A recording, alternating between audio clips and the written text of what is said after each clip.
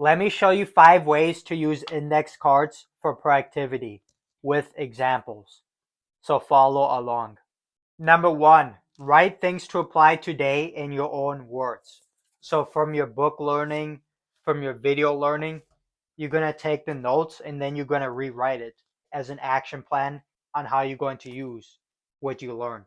So that way you can actually use the ideas that you learned. So here's an example. Let's say for video learning, maybe for this video, after you watch this, maybe an action plan for you is keep a stack of index cards on your desk. So then you just write it down on the card. So now once you've written down an idea, let's say from what you learned from videos, now you can go apply it. And especially because you wrote it in your own words, now you can easily understand it. Because the notes and the way people say stuff in videos and books, you might not really understand it.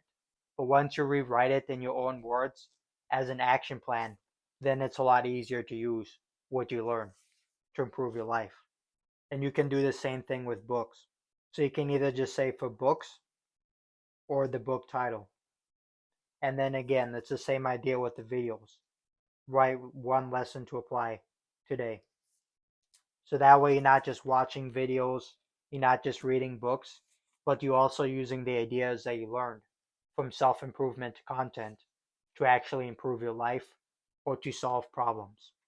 So that's the first way you can use index cards for productivity. Let me show you the other 4 ways. Number 2, write reminders and cross them off when done. So start off by writing something you want to remember to do. So let's say, for example, get milk, if that's something that you want. Another example is organize my habit papers. So once you've written down the reminders on your card, then what you want to do is after you finish or get an item, like let's say I go to a store and I get some milk, then I just cross it off like this. Or let's say after I organize my habit papers, everything looks nice, then I just cross it off. And then you can write another reminder. So that way with the card, unlike online notes, where you might forget it, you might get distracted when you check the notification.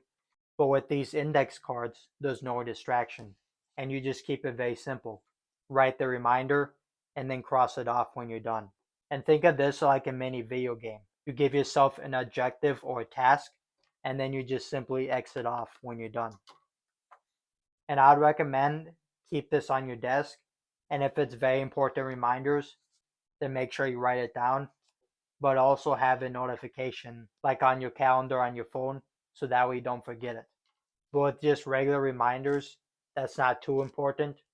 Just simply use index cards for it. Very simple, no distractions. You could also use post-it notes for this and keep like a post-it note on your phone for this, but index cards are just as good for this idea. Number 3, cover distracting parts with apps. So I'm going to use my phone case to show you exactly what it will look like. So you're going to get an index card and then imagine this. So whichever apps you use for productivity, but also it can be distracting, what you want to do is this. So once you go on an app, you click on it, you want to cover up the distracting part. So once you click on it, and then right away you cover it up.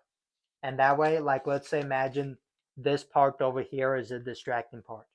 So you just cover up that part.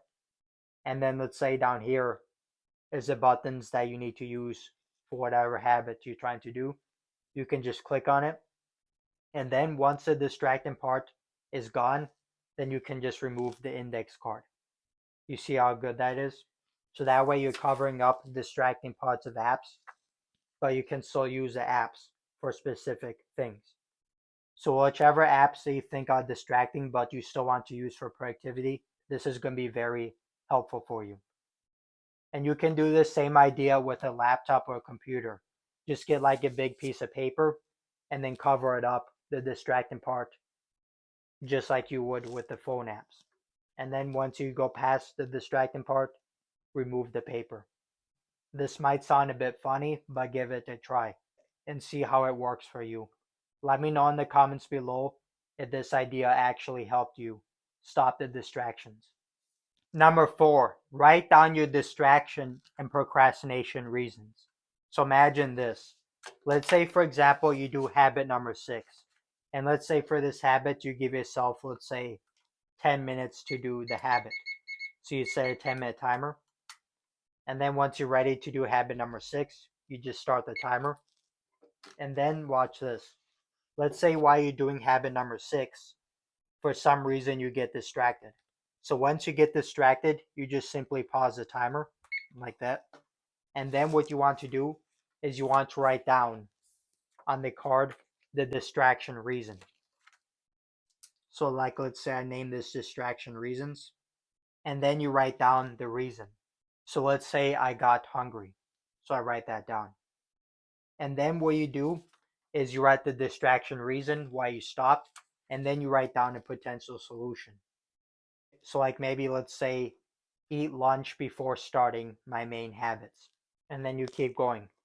And then you keep going with the habit. You start the timer back up. And then let's say you keep going with your habit number 6. And then let's say you got distracted again. So here's another example. Let's say too much background noise. Like for me, that's a big one for my distractions. Like, you know, when you're trying to focus and you have all this background noise. So I write down too much background noise. And again, it's the same idea. You write a solution. So after you wrote the distraction reason why you stopped, then you want to think and write down a potential solution for it. So let's say maybe keep it simple. Like let's say when I'm studying, close my door. And here's the idea. For the solutions, make sure you also give it a try. So this helps us 2 ways. Number 1, it helps you be more aware of your distraction and procrastination reasons.